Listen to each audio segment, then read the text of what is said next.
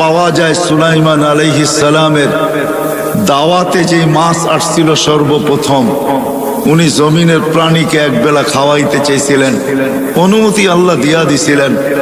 উনি 6 মাস বৎসর বড় পাকায়া যখন রেডি করছেন, আল্লাহকে বলছেন মেহমান পাঠান। আল্লাহ বলছে জল না স্থল? বলছে জল আগে পাঠান, স্থলের মানুষগুলা তো বাড়ির মানুষই, ওরা পরে খাবে না। তো আল্লাহ জলের থেকে একটা মাছ পাঠায়া দিয়েছিলেন শুনছিলাম। মাছ এসে সালাম দিয়া বলছে আল্লাহর নবী, আজকে তো আপনারই মেহমান। বলে বিলকুল। বলে খাওয়া রেডি? বলে বিলকুল রেডি। তো খাইতে শুরু করছেন, যা পাকাইছেন 1 বছর পর্যন্ত জিন ইনসান দিয়া সব খাইছেন।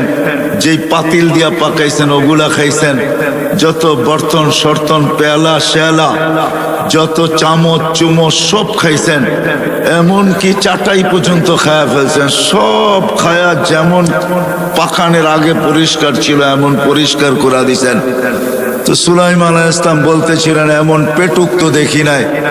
তো বলছে আল্লাহর নবী মেহমানকে এরকম ভাষায় বলা উচিত না, অন্য কেউ যদি বলতো তো মেনা নিতাম, কিন্তু আপনি আল্লাহর নবী হইয়া এরকম বললেন, তো বললেন কি কইরা?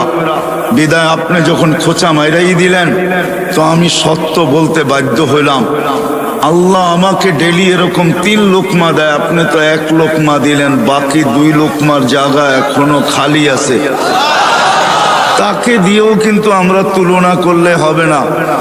একটা হাতি দিয়েও যদি তুলনা করি, তার তুলনায় আমরা বহুত ছোট, ঠিক না?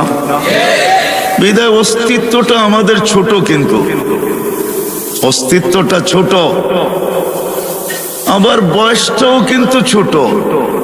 অস্তিত্ব ছোট, কসম খোদার আমাদের বয়সটাও ছোট।